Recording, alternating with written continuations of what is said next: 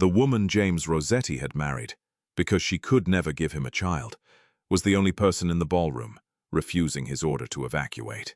"Move!" a guard snapped, reaching for her arm as alarms shrieked across the Chicago gala. Megan stepped in front of the service doors instead. "Your radio order is wrong." The guard laughed once. "She's a dispatcher, not security." "Exactly." Megan seized the nearest handheld unit. The transmission repeated. "Rossetti team, evacuate through corridor C. Correct call sign, correct voice pattern, wrong procedure." There should have been a challenge phrase before movement. Worse, the signal arrived 7 seconds late. "Ask for secondary authentication," Megan said. James's gaze locked on hers. Around him, men who never hesitated were already shifting toward the corridor. He did something none of them expected. "Stop!" Movement died. James handed Megan his own secure radio. "What do you need?" 4 minutes. Open the ballroom exits. Call legitimate dispatch. Nobody enters corridor C."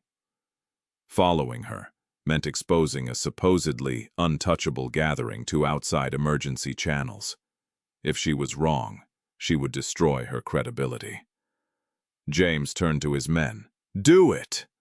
A second forged transmission crackled. Then a familiar voice sounded behind Megan. "Still listening for mistakes, Megan." Her father, Charles. 6 days earlier, Megan had still believed he was merely cruel. The caller said her husband had fainted, but Megan Foster heard the wet second breath and sent an ambulance for a stroke before the woman finished the sentence. "Keep him on his side. Unlock the front door. Do not give him water." Megan's voice stayed level while panic cracked through the headset. By the time paramedics arrived, the man was breathing and alive. Across lakefront response, her senior dispatcher, Denise, lifted 2 fingers in silent approval. Megan smiled once, then returned to the queue. The training supervisor posting closed Friday. She had spent 3 years building a life measured by judgment, not by the last name Foster. 2 hours later, a doctor destroyed the illusion that work could remain separate from family. The reproductive damage was extensive. Years of untreated disease had left conception effectively impossible. Megan sat on the examination table, her plus-size body wrapped in a paper gown, and felt anger before grief. At 16, she had told her parents the pain was wrong. Charles had called her dramatic. Elaine had handed her painkillers. Now Charles stared at the physician as if someone had devalued property. "What percentage?" he asked. Megan looked at him. "I'm sitting right here." Her mother flinched. Charles did not. Outside the clinic, he explained that Foster Marine owed millions and that a planned marriage had depended on Megan producing an heir. Her diagnosis had made that agreement useless. "You'll transfer your savings," he said, "and you'll stop working until we solve this." "No." The word surprised even Elaine. Megan kept her accounts, reported for her evening shift, and refused to apologize for a medical consequence they had ignored for a decade. But when Charles ordered her to attend a debt meeting at the Continental, she agreed. Not from obedience. She wanted to hear exactly how far he intended to go. At home, fastening a black dress, Megan asked who would be there. Charles adjusted his cufflinks. "James Rossetti already asked what shift you work." Her hands stopped. The most dangerous man at the meeting already knew her schedule and which console she used.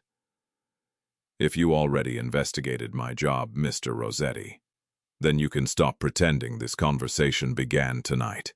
James Rossetti studied Megan across the Continental's booth, while her father stiffened beside her.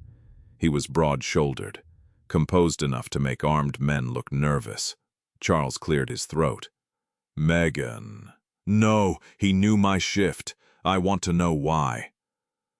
James did not look at Charles. "Because I don't buy blind." The word buy landed exactly where Megan expected it to. Paul Kessler, lounging opposite them, smirked. You should be grateful anyone's bidding after the diagnosis. Megan turned toward him.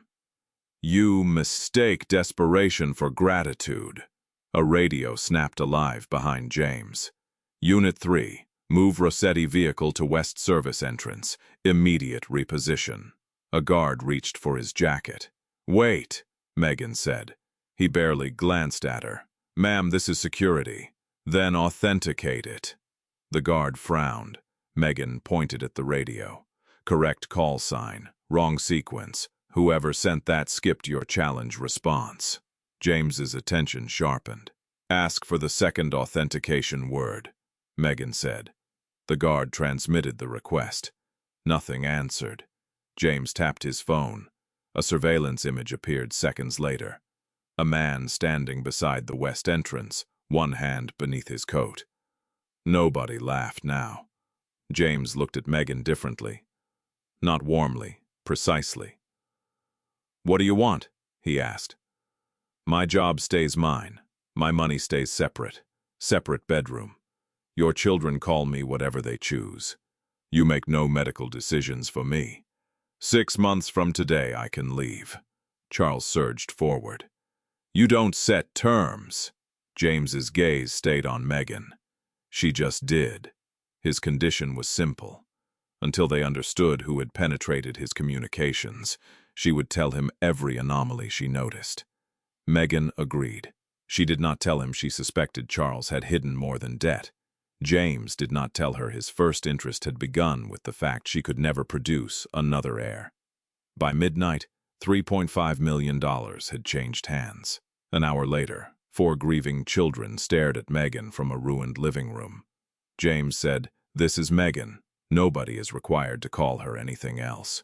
If you want another breakfast, make it yourself," Megan told Max, while James watched his 7-year-old son stare at the eggs he had deliberately dumped across the marble. Max's mouth fell open. Brooke, 11 and sharp-eyed, stopped scrolling on her tablet. Evan leaned back in his chair, clearly waiting for the explosion. James took one step forward. Megan looked at him. If you rescue him from a consequence he created, he learns every boundary can be appealed to a more powerful man. James stopped. The kitchen went very still. Max pointed at the mess. So I'm supposed to eat that? No, you're supposed to clean it. I'm 7. You were 7 when you dumped it. A startled laugh escaped Brooke before she could hide it. Even James's mouth shifted. Max glared, fetched paper towels, and began wiping the counter. Megan did not praise him. She simply handed him a clean plate and showed him where the cereal was. That afternoon, she found Lucy beneath the grand piano with her knees pulled tightly to her chest. Megan did not coax her out. She sat on the bench and pressed one dusty key, then another, shaping a slow blues progression she remembered from lessons her parents had once considered useful for making her marriageable. A small hand appeared from beneath the piano. Lucy touched one high note. Megan adjusted the cord around it. James appeared in the doorway but stayed there until the last note faded. I haven't come into this room willingly in 3 years, he said. Megan closed the keyboard cover. Because of your wife. She played here. His voice lost its command. After she died, I kept thinking, if I controlled enough things, nothing else could be taken. For a moment, Megan saw not the man who had paid millions for her freedom, but a widower who had built a fortress around grief. My diagnosis isn't the part I hate most, she said. I hate people deciding whether I should be devastated, relieved, ashamed, grateful. Everyone wants to assign the correct emotion. James moved closer, but stopped beyond touching distance. What did you want? Megan met his eyes. A choice. He nodded once, as if filing the answer somewhere more important than any security report. Later, they reviewed the previous night's communications at the long desk in his office. Megan replayed the Continental transmission, then a routine household radio exchange. There. James heard nothing. She replayed it.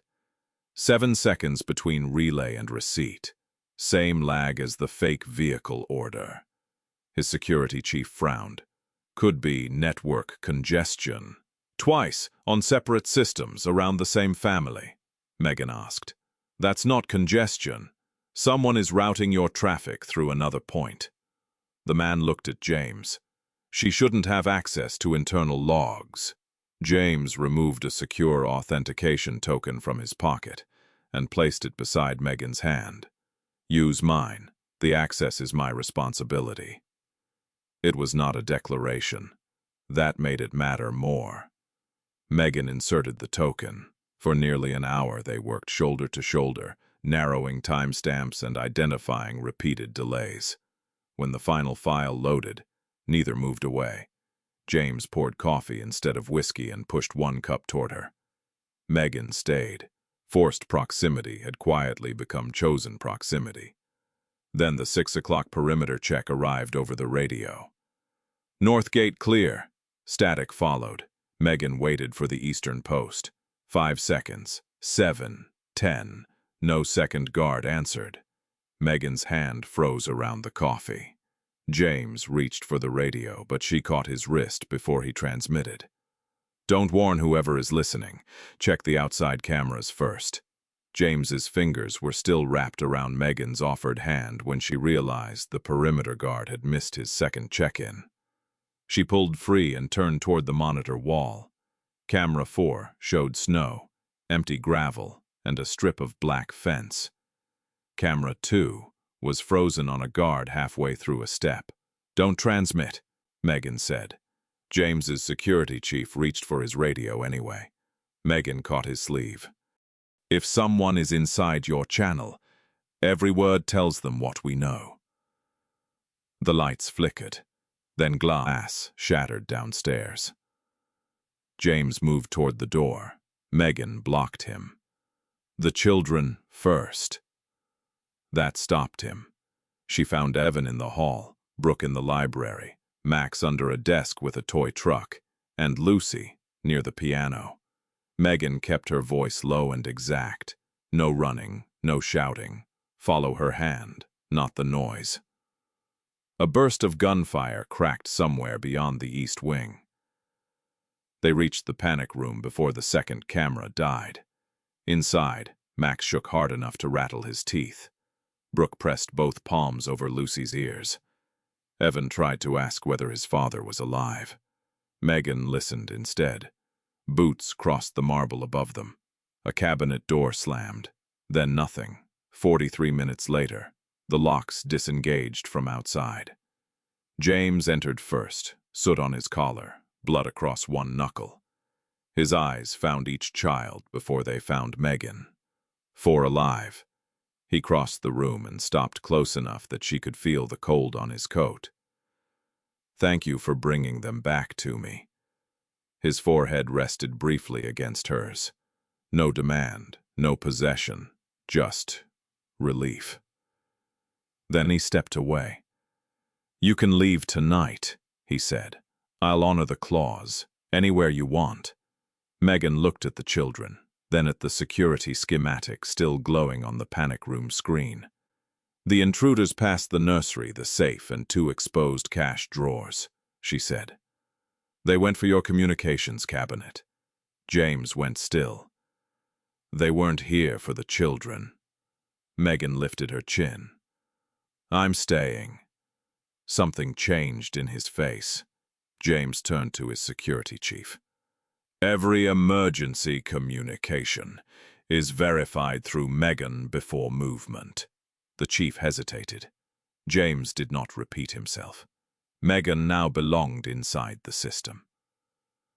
An hour later, before James could answer what that choice meant, Megan's phone rang. Lakefront Response had suspended her credentials. Her account had just been linked to the breach. The tracker was hidden inside the phone James had placed beside Megan's coffee. She found it because the battery had dropped 18% overnight while the device sat untouched. Lakefront had taught her to distrust unexplained activity. She opened the settings, traced a background process, and watched a location pulse report to a private Rossetti server every 30 seconds. James entered the kitchen carrying 2 folders. Megan held up the phone. "Did you put this on me?" He stopped. That hesitation answered first. "I put protection around you," he said. "You put surveillance around me. The forged access log used your credentials. Until we know who copied them, I need to know where you are." "You need?" His expression hardened, but not with anger. Fear. That almost made it worse. Megan placed the phone between them. "Yesterday you asked what I wanted. A choice. And then you removed it." James looked at the tracker, as if seeing the device differently. "I wasn't trying to own you. No, you were trying to make ownership sound responsible." The words landed cleanly. He exhaled. "There's something else." Megan waited. "When Charles offered the arrangement, your infertility mattered to me." James did not soften it. "No child from our marriage could threaten Evan's inheritance. I considered that an advantage." For 1 second, Megan heard her father in another man's voice. "My father priced what my body couldn't do," she said quietly. "You priced what it couldn't threaten." James flinched. She took the phone, removed the tracker, and set the tiny black chip beside his hand. "Don't follow me! Megan! That is not permission." He let her leave. At Lakefront, her suspended credentials still allowed her to view the audit copy tied to the investigation. She compared the breach record with the shift log. The system claimed her account initiated a routing request at 8:14:03. Impossible. At 8:14:03, she had been speaking on a recorded medical call. Her console could not issue both commands simultaneously. Then she saw the same 7-second relay delay. Below it sat a callback number she recognized. Foster Marine. An old emergency line Charles had supposedly retired 2 years earlier. Megan stared at it. She should have called James. Instead, humiliation sharpened into stubbornness. She had spent her life proving she could survive without anyone. She would prove this without him, too. By evening, she had traced the number to a dormant port switch and requested access records through a former lakefront contact. Back at the estate, James honored her boundary and pulled his men away from her route. That was exactly what Charles needed. At 9:26 p.m., a Rossetti credential disappeared from a secure desk. By 9:31, its access permissions had been copied. Megan saw the notification seconds later and felt the satisfaction of proving the forged log collapse into dread. Someone had used the distance between her and James as deliberately as they had used the radio delay. One destination appeared on the authorization list: the neutral Chicago Gala. James arrived at Lakefront Response without guards, carrying Megan's unmonitored phone, written proof of an annulment option, and no request that she forgive him. He stopped outside the glass doors until she came to him. "I removed every tracker," he said. "Security has new instructions. Nobody follows you, enters your workplace, or touches your communications without your consent." Megan looked at the papers in his hand. "The annulment is enforceable," James continued. "You can leave with your money, your job, and no obligation to me." He did not explain himself with fear or good intentions. "I violated the one thing you asked me to protect," he said. "Your choice." Megan's anger remained, but it no longer had to defend itself against excuses. "I made a mistake too," she said. "I found a Foster Marine callback in the forged log and kept it from you because I wanted to prove I didn't need you." James absorbed that without turning it into leverage.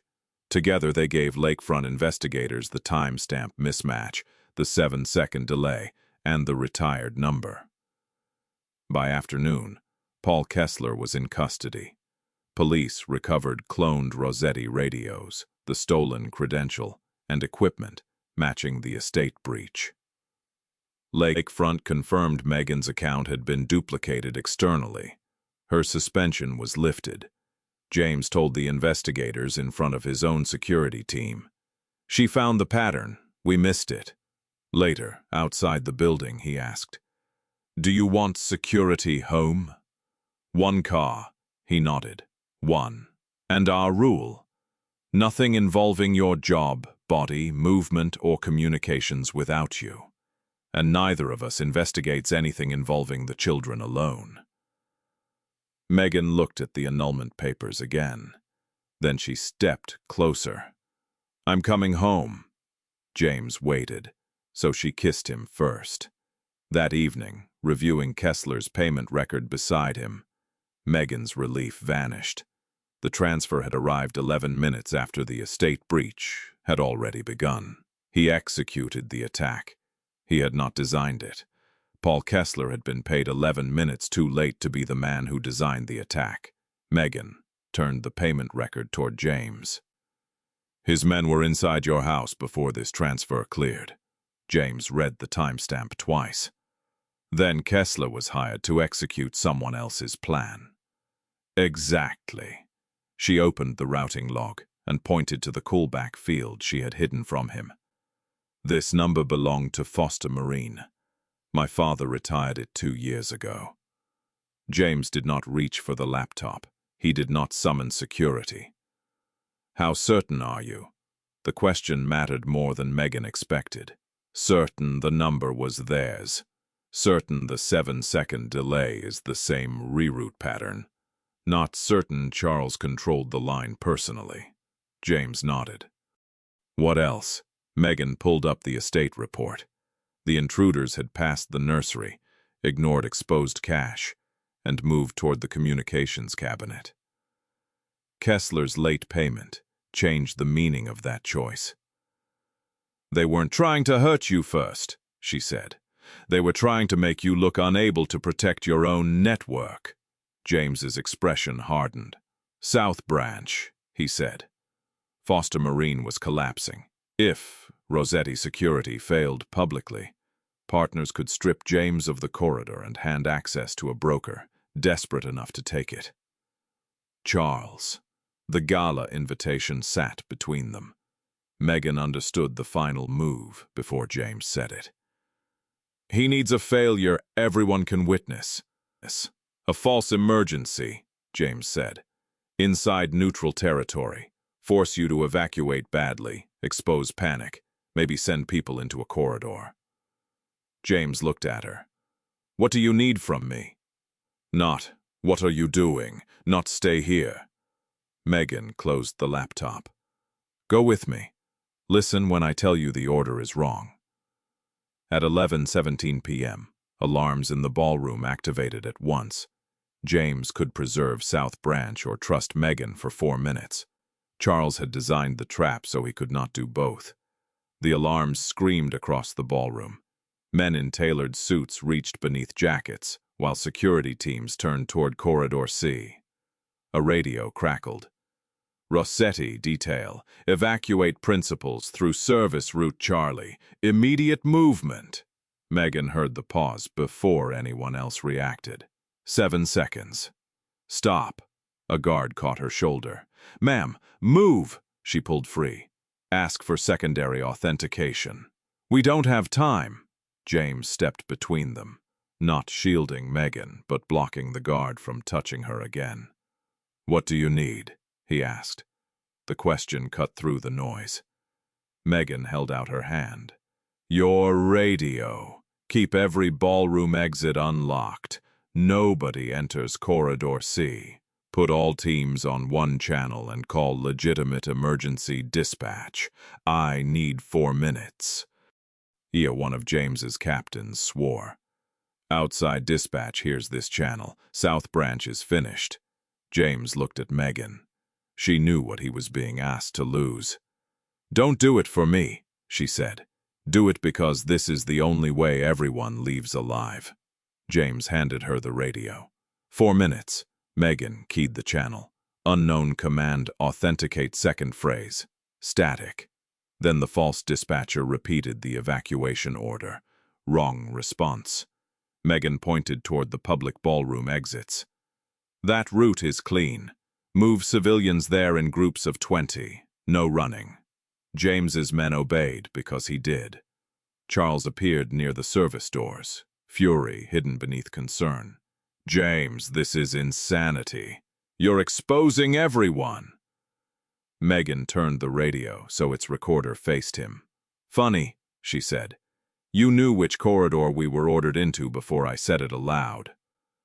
Charles's eyes flicked toward the device. That was enough. He stepped closer. "You always were good at making yourself useful, Megan. Don't mistake that for power." Her old wound opened, but it did not decide for her. "Authenticate the order, Dad." He did not. Legitimate dispatch answered through James's open channel, confirming no evacuation had been issued. At the same moment, Megan's trace locked onto the rerouted signal.